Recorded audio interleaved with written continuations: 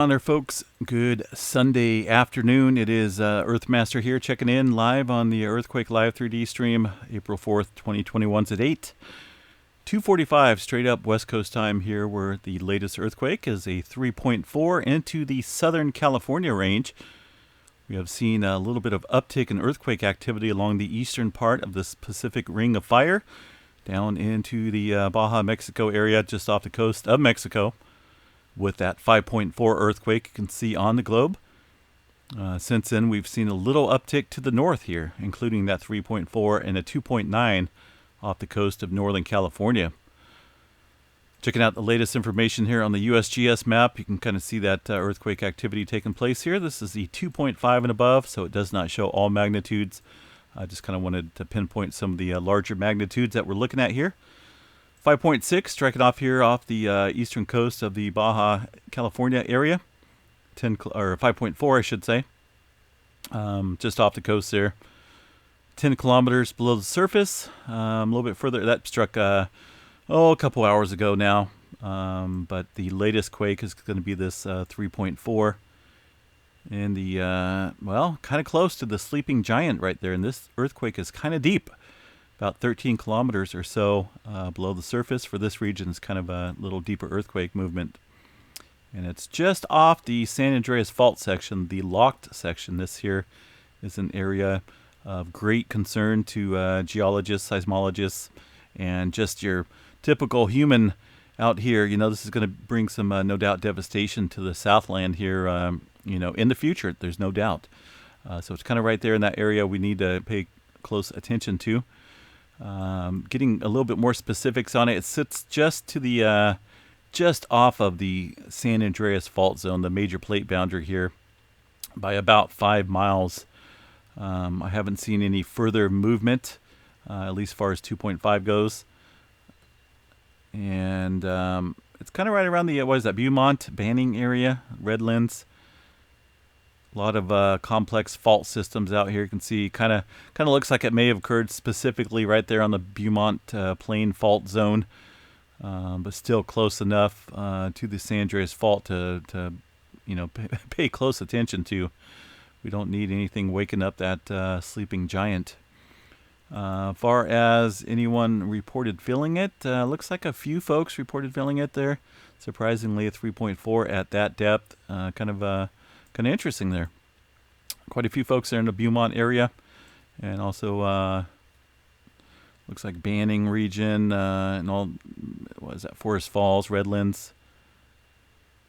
So quite a few folks reported feeling just a little bit of light shaking in that region from that 3.4 there near the Beaumont, California area. Historical seismic activity in that region. Of course, Southern California is a hot spot of earthquake activity, being along that major plate boundary, right? You can see some of the larger quakes taking place there in the Southern California area. This is only going back to about 1900 to 2015. Of course, there's been quite a few 6s and 7s and whatnot around the region, but not the big one. Not the big one folks are talking about. Where this epicenter struck here, I'm not seeing any. I'm not seeing anything above the 4.5 threshold that these guys have marked on this little epicenter map. There was a little earthquake up here to the north by a few miles. Not for sure the exact date on it, but that was a 2.5 that struck. No telling when. But yeah, just not a whole lot here within this region as far as this 4.5 threshold goes. So just still kind of watching this area, folks, ever since that 5.4 struck earlier today. Just been kind of watching the West Coast pretty closely. There was another earthquake off the coast here, Northern California, a 2.9, not a big one, but a 2.9 out there in the ocean near the Gorda Escarpment region. Cascadia Subduction Zone sits off here. So we're looking at a couple hundred miles or so off the coast there into the Gorda Escarpment. This is a region where we've seen quite a few 4s popping off there last week. Since then, aside from this recent quake, it's been relatively quiet for levels 2.5 and above. This here is the all magnitudes. We can kind of see still a little bit further activity taking place in and around this region. 1.6 there right at the southern end of the Cascadia Megathrust Fault Zone. A little bit further inland, you got a 1.9, and of course, these are deeper earthquakes as you go inland, providing a little bit of stress. I wouldn't say stress release, but some earthquake in there at the slippage area, right around the 29-kilometer range there. Haven't seen the tremor map today. That doesn't come out until about 6:30, but we'll check yesterday's, and we'll show you the activity that was taking place there.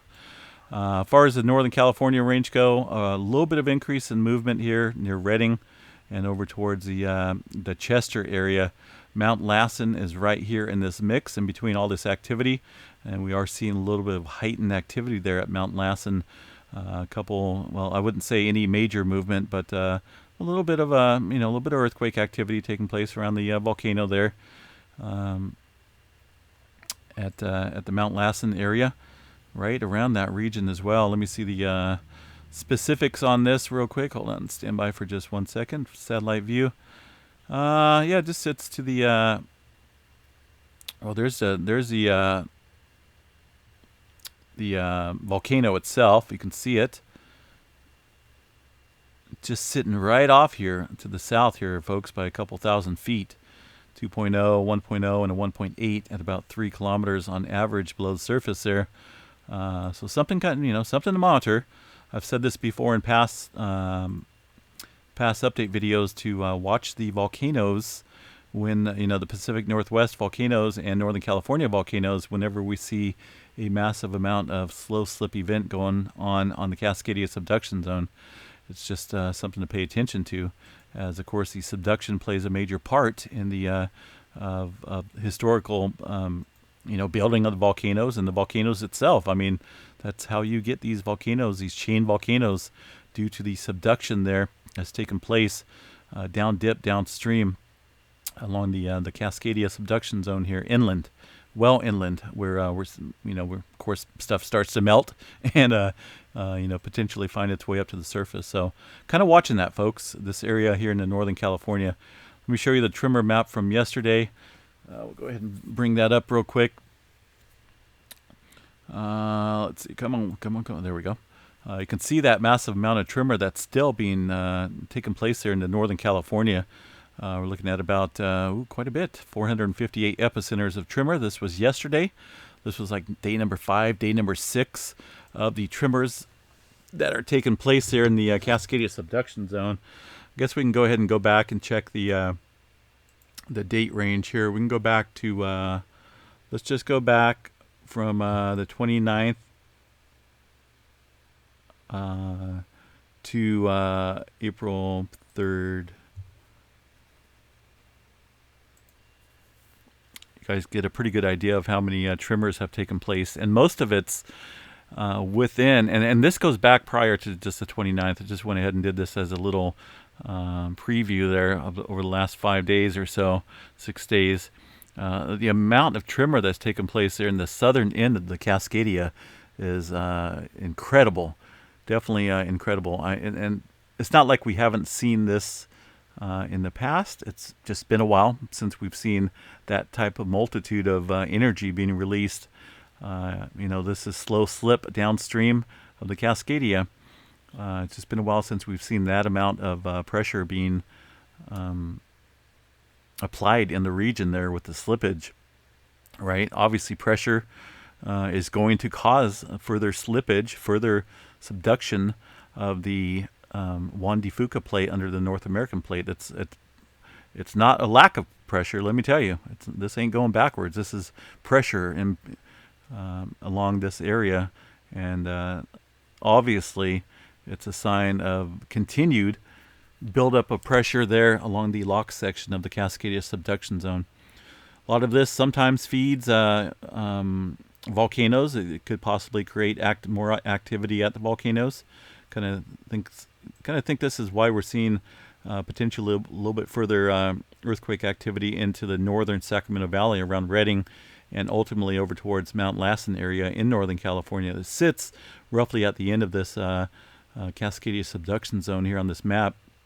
And of course, all this activity in relation to one another of the 4 pointers that we've seen last week taking place here offshore Somebody said that that's not possible. That it's its own system there, creating the quakes. But no, we're looking at direct relation to the subduction here, and the ultimately the continued stress off the coast here that created those quite a few 4-pointers off the coast here, and that 2.9 that's kind of sitting off to the west today. So just be on guard, folks. That's an incredible amount of tremor. Let me get back to you on that number.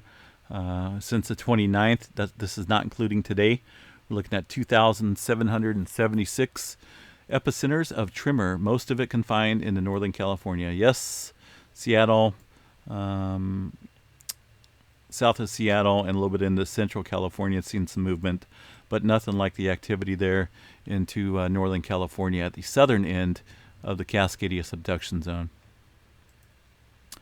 Be on guard.